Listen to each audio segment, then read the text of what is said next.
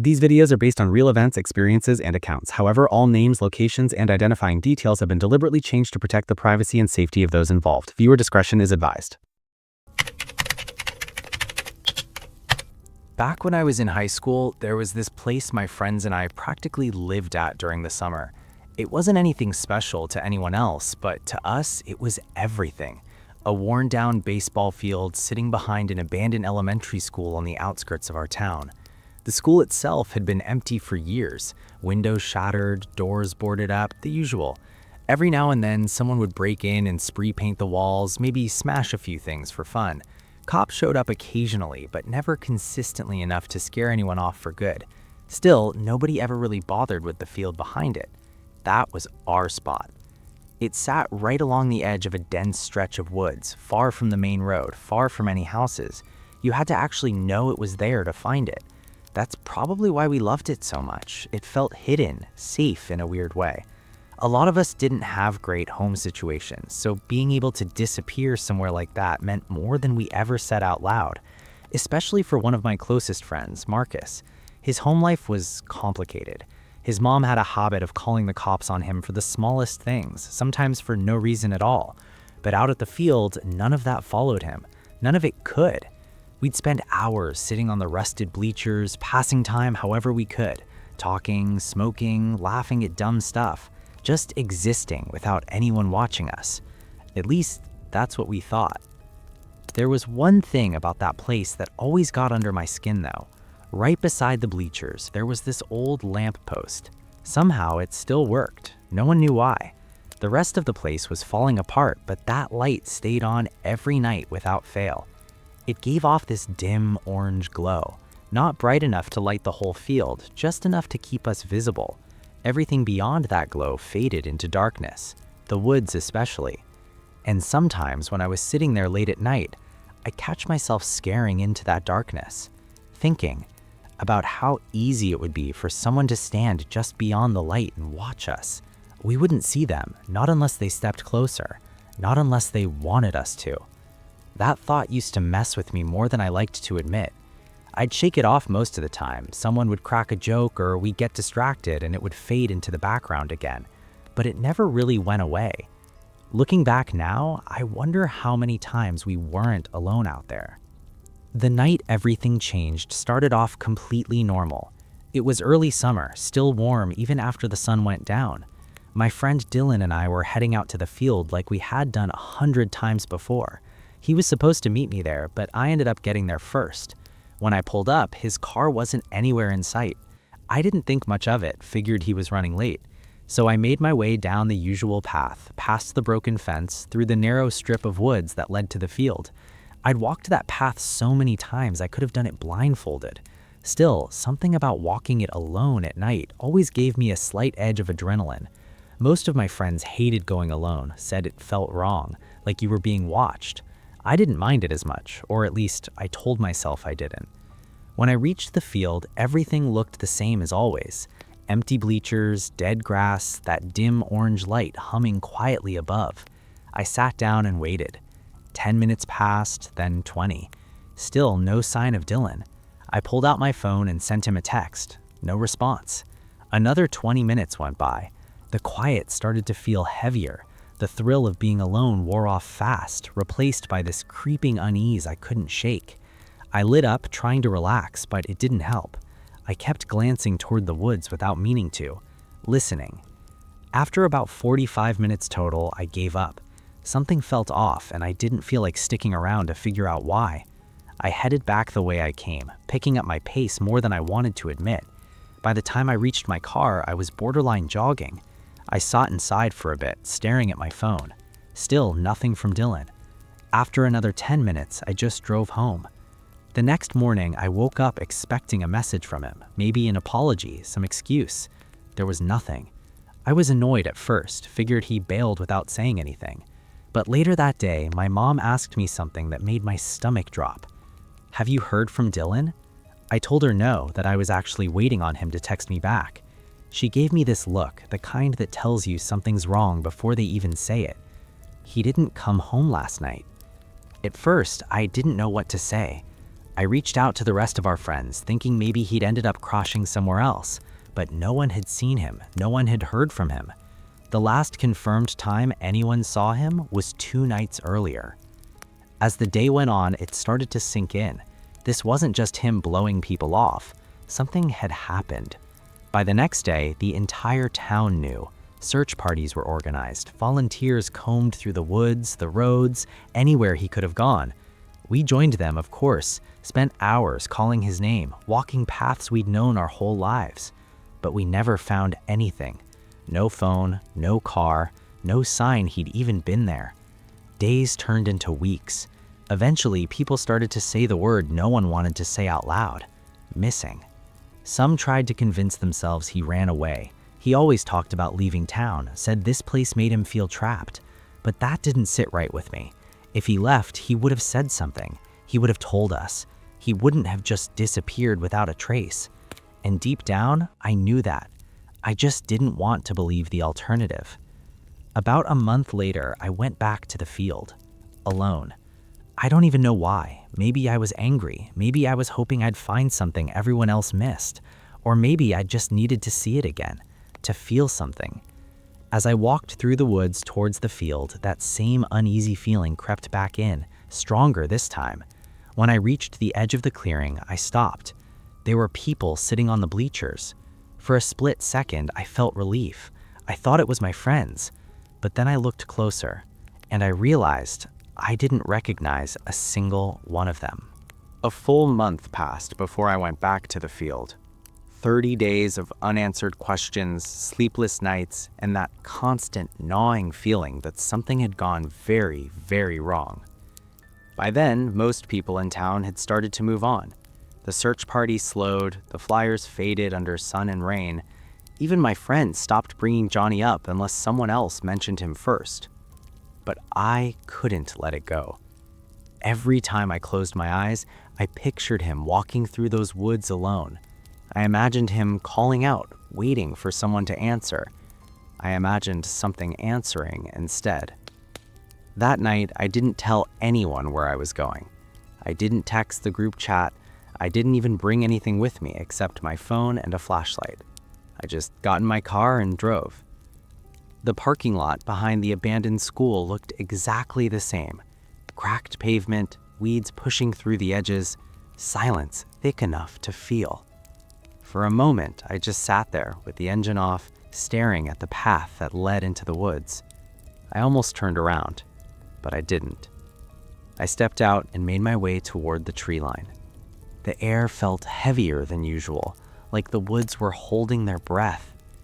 Every step forward felt wrong, like I was crossing into a place I wasn't supposed to be anymore. The path hadn't changed, but it felt different, darker, narrower, like it was closing in on me. By the time I reached the clearing, my chest was tight. And then I saw them. 4 figures. 3 of them were sitting on the bleachers, completely still. Not talking, not moving, just sitting. Their bodies were stiff, their heads slightly tilted forward, like mannequins someone had posed and forgotten about. The 4th one was on the field. At first, I thought he was just pacing. Then I realized he was dancing. Not normal dancing either. It was erotic, jerky, almost childlike, but wrong in a way I couldn't explain. He skipped in uneven circles, occasionally stopping mid-step before snapping into another motion. It didn't look like joy. It looked like something pretending to be joy. My stomach dropped. And then he turned slightly. Even from a distance, I felt it. Recognition. I had seen him before. I just couldn't place where. Something about his face, the shape of it, the way he moved, it felt familiar in the worst possible way, like remembering a nightmare you never fully understood. I took a step back. A twig snapped under my foot. The sound was small, but in that silence, it might as well have been a gunshot. The dancing stopped. Slowly, unnaturally, his head turned in my direction. For a second, neither of us moved. Then, He smiled. I didn't wait to see what happened next. I turned and ran. Branches scratched at my arms as I pushed through the path. My breath came in short bursts, panic tightening around my chest. I didn't look back. I didn't want to know if they were following. I just ran until I reached the parking lot. When I got there, I yanked open my car door and threw myself inside, locking it immediately. For a few seconds, I just sat there shaking. Then something caught my eye. At the far end of the lot, near the back corner, there was a car, parked alone. My heart skipped. Even in the low light, I recognized the shape, the model, the way it sat slightly uneven, like one tire always looked a little low. Johnny's car. I stared at it, trying to convince myself I was wrong. Then the headlights flicked on. I flinched. The engine roared to life and the car began to move. Instinct took over. I slammed my car into reverse, tires screeching slightly as I backed out and sped toward the exit.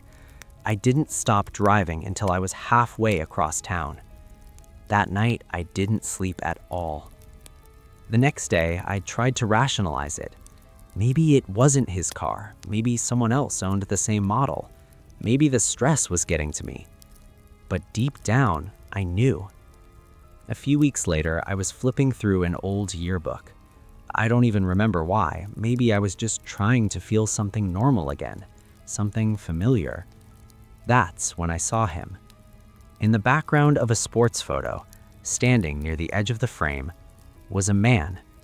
He was older than the students, mid-30s maybe, wearing a plain work uniform, a janitor. But that wasn't what made my stomach drop. It was his face, the same face, the same man I had seen dancing on the field. I stared at the photo for a long time, my hands going cold. There was no doubt about it. It was him.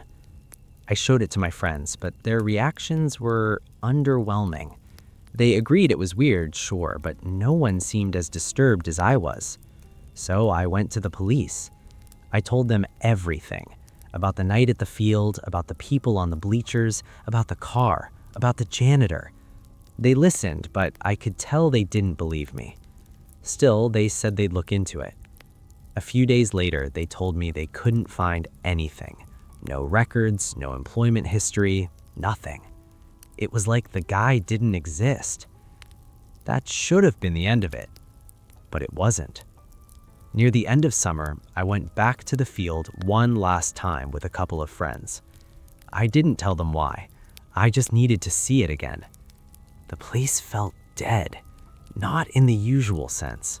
Something else, like whatever had been there before was gone or hiding.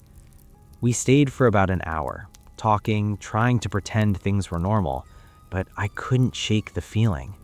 Every time I looked toward the woods, it felt like something was looking back. Eventually, we left, and I never returned after that.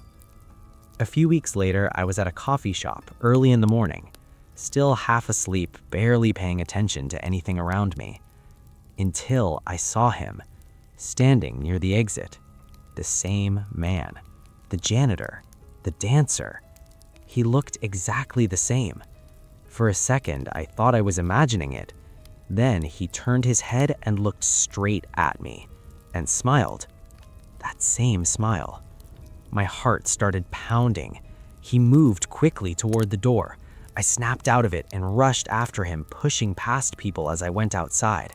But I was too late. He had already gotten into a car.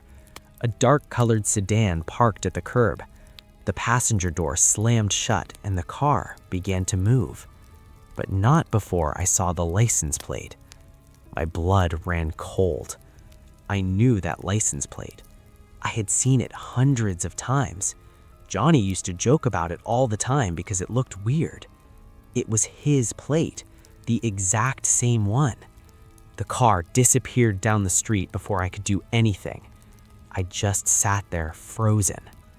That was the moment everything finally clicked. The car I saw at the field, the one that drove off when I got close. It hadn't just looked like Johnny's car. It was Johnny's car. They had it, and somehow, they still did. I never saw the man again. Never saw the car either. And Johnny? He was never found. No body, no evidence, nothing. Just gone. Sometimes, late at night, I think about that field, about those figures sitting motionless on the bleachers, about the man dancing in the dark like he had nothing to fear. And I can't help but wonder how many nights we sat there, laughing, talking, thinking we were alone, while someone was watching us from the woods, waiting for the right moment, for the right person. And maybe they finally got one. It was supposed to be a simple break, just one night away from numbers, screens, and the constant pressure of pretending we knew what we were doing. That summer, the four of us had been stuck in an internship that sounded a lot more exciting on paper than it actually was. Long hours, repetitive work, and just enough responsibility to stress you out without making you feel important. By the time Friday rolled around, we were all fried. So the idea came naturally. "Let's just get out of here for a night," Armand said, leaning back in his chair, staring at the ceiling like it held the answer to everything. "Where?" I asked. "Somewhere dark," he replied. "No lights, no people, just stars." That was enough to sell us. We spent the next hour scrolling through maps, looking for the darkest patch of land we could find within driving distance. Eventually, we landed on a place none of us had ever heard of before, a dense stretch of forest, miles away from any town, with nothing but dirt roads cutting through it like scars. It looked perfect, remote, quiet, empty, exactly what we wanted. We booked a small cabin about a half an hour away from the forest, just in case things got too uncomfortable out there. None of us said it out loud, but we all knew we weren't actually going to spend the night in the woods. Not really. By the time we finished work and packed everything, it was already late. We threw blankets, snacks, and a cheap telescope into the cars and hit the road. I was driving, with Armand in the passenger seat. Behind us, Sami and Rafi followed in a second car, their headlights cutting through the dark highway like a tether, keeping us connected. The drive felt longer than it should have. At first, we joked around, played music, talked about random things to kill time. But as the city lights faded and the roads got emptier, the mood shifted. Less talking, more staring out the window. By the time we reached the cabin, it was past midnight. We didn't stay long, just enough to drop our bags, grab what we needed, and convince ourselves this was still a good idea. Then we headed back out. The road into the forest started as asphalt, then gravel, then something that barely qualified as a road at all. Trees closed in on both sides, their branches forming a loose canopy overhead. The deeper we went, the darker it got. No street lights, no houses, no signs of life. Even the GPS gave up at some point, leaving us with nothing but the narrow trail ahead and the occasional crackle of the walkie-talkies we brought to stay in touch. "You guys still behind us?" I asked, pressing the button. A burst of static. Then Sami's voice came through. "Yeah, right here. Don't stop though. This place is weird." I glanced at Armand. Weird how? Another pause, more static. Just feels off. That didn't sit well with me, but I didn't push it. We kept driving. Eventually, the trees opened up into a small clearing. It wasn't big, but it was enough. The sky above us was completely clear, and for the first time that night, we could actually see what we came for. Stars. Thousands of them, brighter than anything we'd ever seen in the city. For a moment, everything felt worth it. We laid out the blankets and set up the telescope, taking turns pointing out constellations we barely remembered from school. It was peaceful. Too peaceful. About 15 minutes in, Sami's voice cut through the walkie-talkie again. "Hey, you guys see that?" I looked up. At what? There was a pause. Then, headlights. My stomach tightened. I turned toward the trail we had come from. At first, I didn't see anything. Then, faintly, through the trees, a glow. Distant, flickering slightly as it moved between branches. Headlights. Out here? At this hour? It didn't make sense. Probably just someone else, Armand said, though he didn't sound convinced. No one just comes out here, Sami replied, not at 2 in the morning. The light grew brighter, closer. I stood up, brushing dirt off my hands. Flash them, Armand said. See what they do. I hesitated for a second, then walked over to the car and flicked the headlights on and off 3 times. The response was immediate.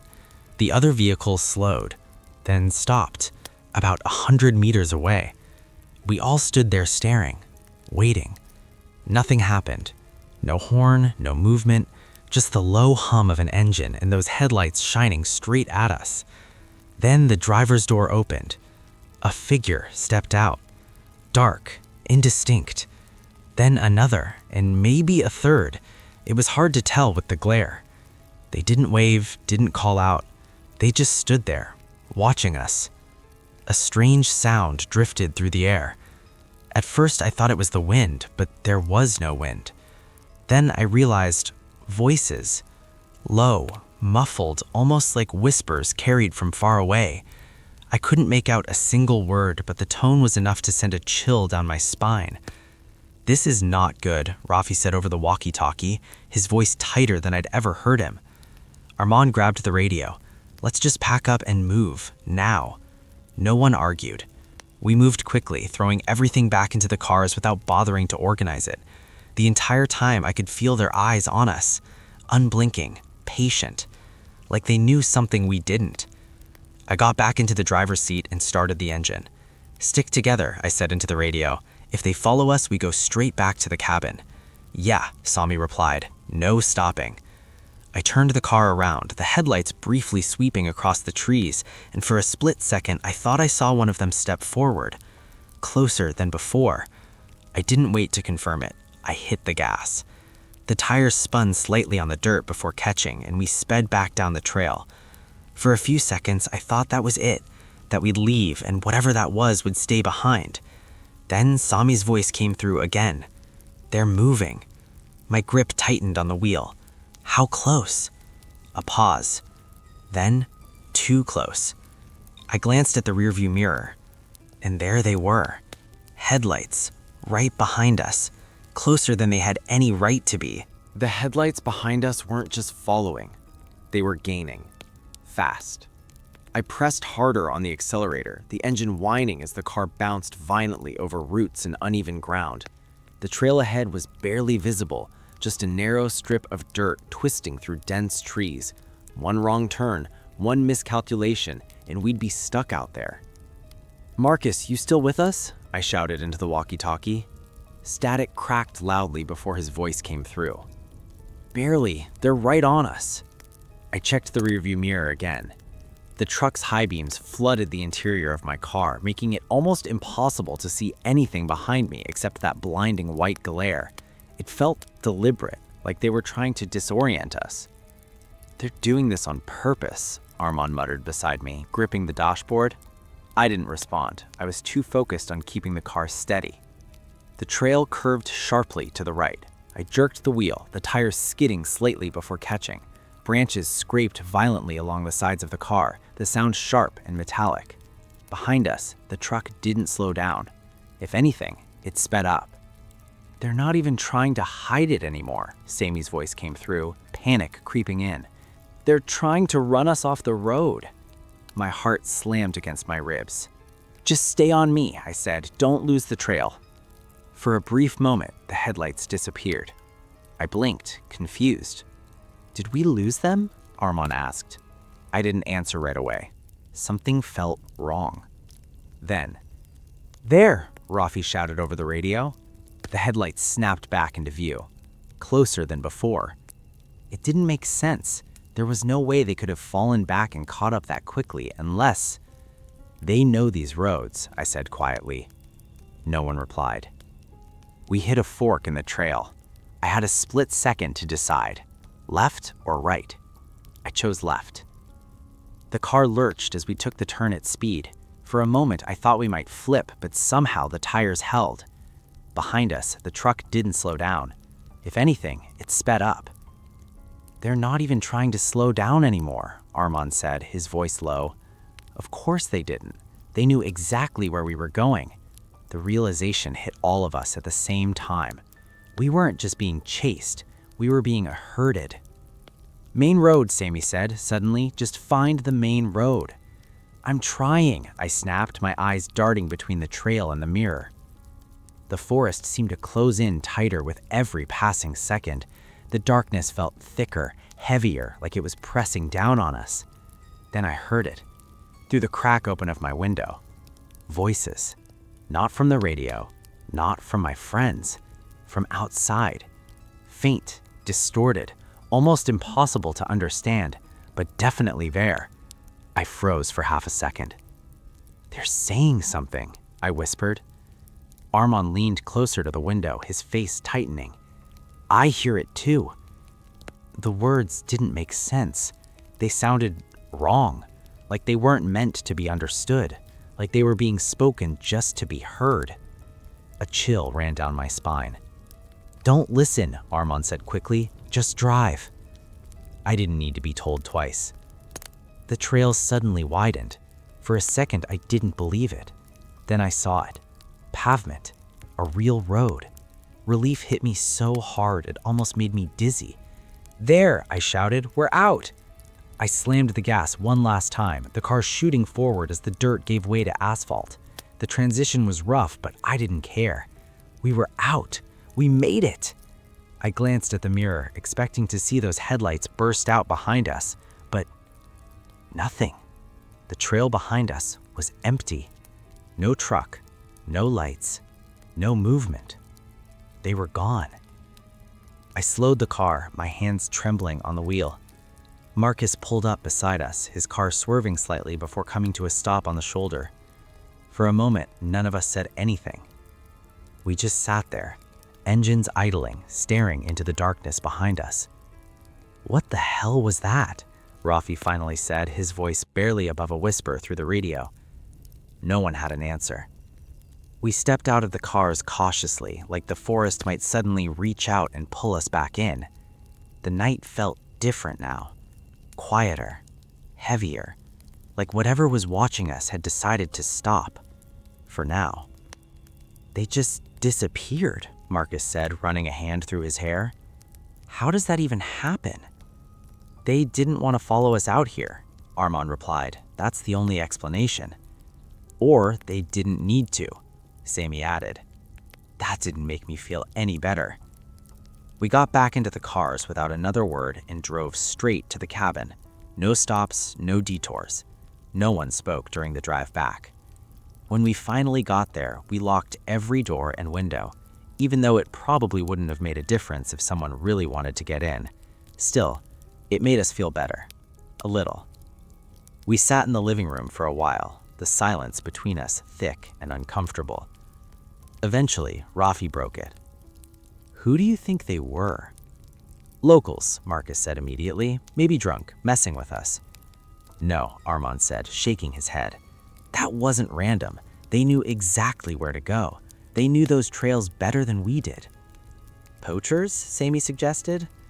"Maybe, or something else."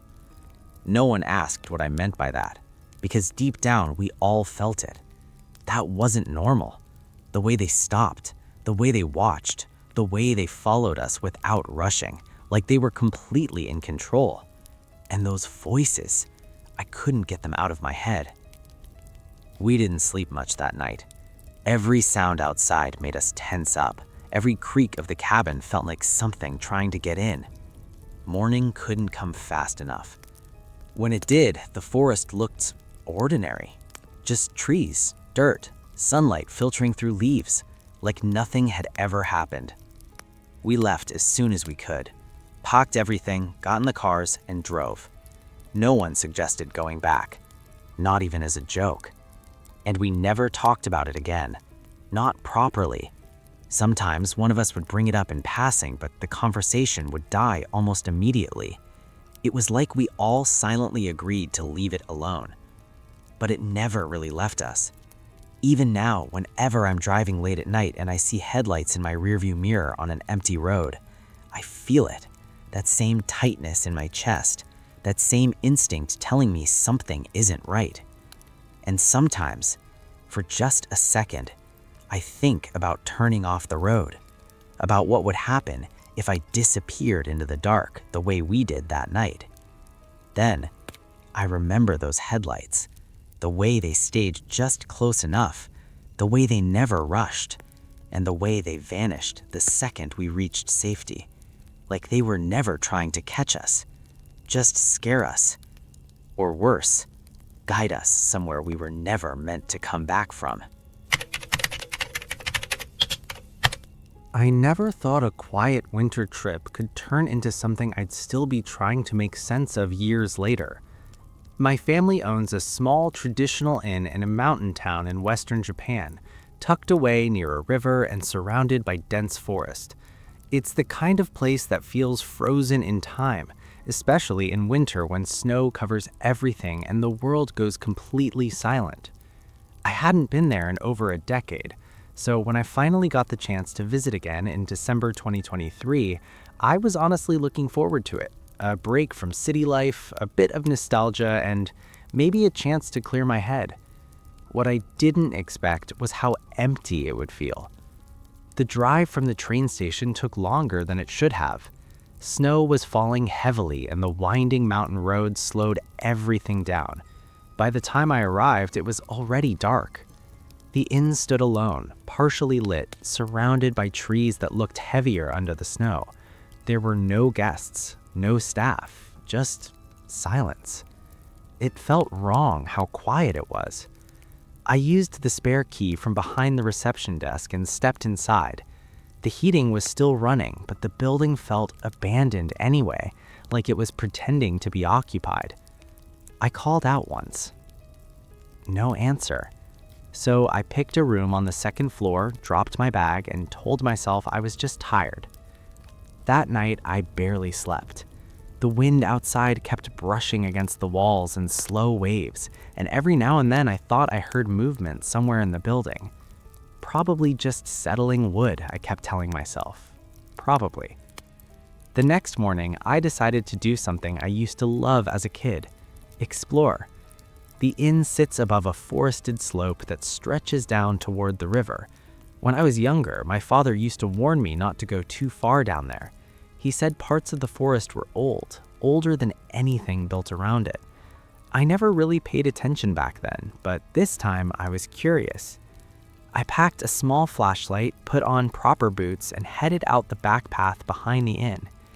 The snow was deeper than I expected. It reached just above my ankles, making every step slow and uneven. The trees were thick here, blocking out most of the sky, and the deeper I went, the quieter everything became. No birds, no wind, just the crunch of snow under my feet. After about an hour, I realized I had lost my sense of direction. There was no signal on my phone, and every direction looked the same. Trees, snow, more trees. I stopped for a moment, trying to figure out which way I had come from. That's when I noticed a slope leading upward, a hill partially hidden between the trees. Something about it felt like it might give me a better view, so I started climbing. The ground became steeper and the snow made it harder to keep balance. At some point, I thought about turning back, but then I saw something strange. A faint break in the trees. Not natural, like a path. I followed it. It was narrow, almost completely covered in snow, but there were signs it had once been maintained. Old wooden posts, half rotten and leaning, stones placed in a way that didn't feel random. The higher I went, the more unnatural it felt, like I wasn't just walking through a forest anymore, like I was entering something that had been left alone on purpose. Eventually, the path just stopped, right in front of a rock wall. At first, I thought I had reached a dead end, but then I noticed something off to the side. A small opening, partially hidden by hanging branches and snow buildup. A cave entrance. I stood there for a while, just staring at it. I don't know why I went in. Curiosity, maybe, or something else I didn't want to admit at the time. I turned on my flashlight and stepped inside. The air changed immediately. It was colder, but also heavier, like the space was sealed off from the rest of the world for a long time. The cave opened into a small chamber, and in the center of it, there was a stone block, perfectly shaped, rectangular, out of place in a natural cave. I froze. At first, I thought it might be some kind of old storage marker or shrine base, but as I walked closer, I realized it wasn't empty. There were markings on it, faded, worn down, but still visible enough to tell they weren't random scratches. And then I saw something else, a second chamber deeper inside. I shouldn't have gone further, but I did. The flashlight beam cut through the darkness as I stepped into a larger space. The walls were rough stone, but too even in places, like they had been shaped intentionally a long time ago. And there were more stone blocks here. 2 of them. One of them looked intact. The other was cracked open. I walked closer slowly, my breath starting to feel heavier for no clear reason. That's when I saw what was inside. At first, my mind refused to process it. Bones. Human bones. Not scattered, not random. Arranged. Carefully placed inside the hollow stone structure, along with what looked like old metal fragments and corroded coins with square holes in the center. I took a step back without thinking. My flashlight trembled slightly in my hand. This didn't feel like an accident.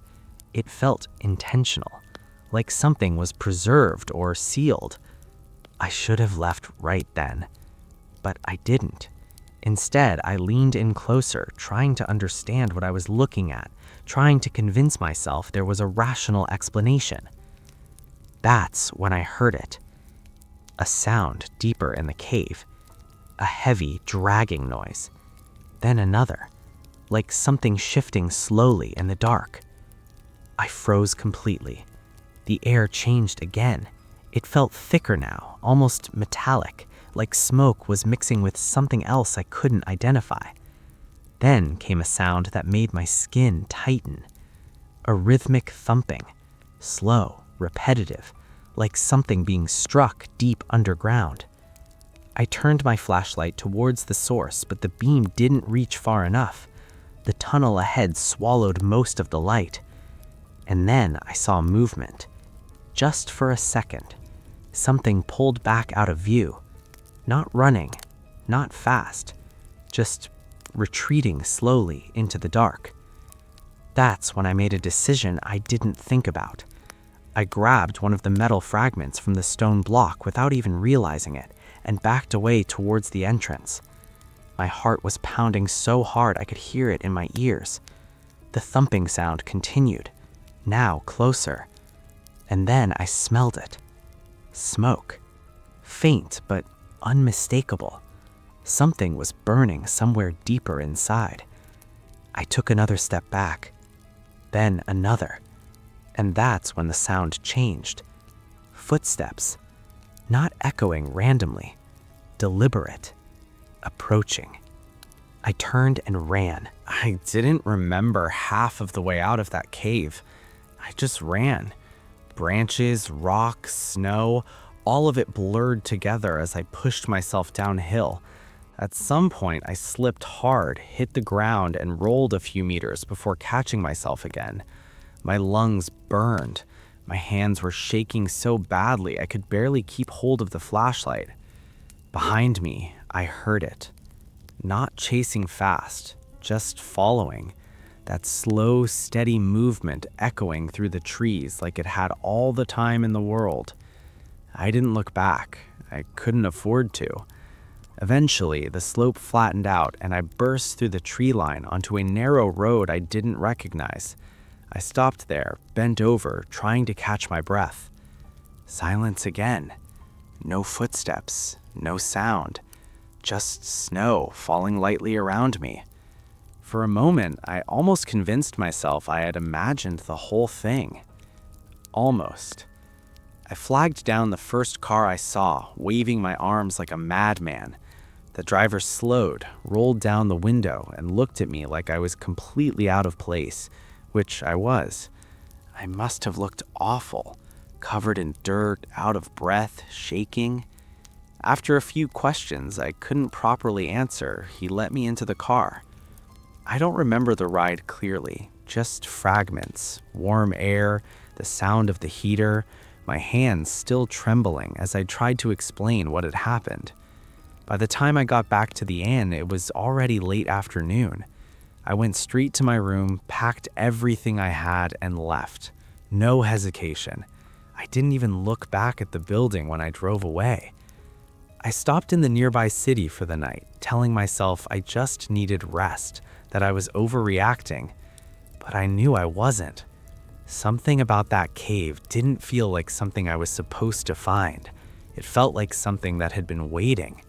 And the worst part was how calm everything looked afterward, like nothing had happened at all, like the forest had simply closed itself back up and forgotten me. I tried to put it behind me. For a while, I did. Until February. That's when my father called me. He sounded strange from the beginning, more serious than usual, less patient. He told me something had happened at the inn, a break-in. I assumed it was nothing major at first, maybe a broken window, some damaged property, but then he added something that made me sit down. Only one area had been targeted.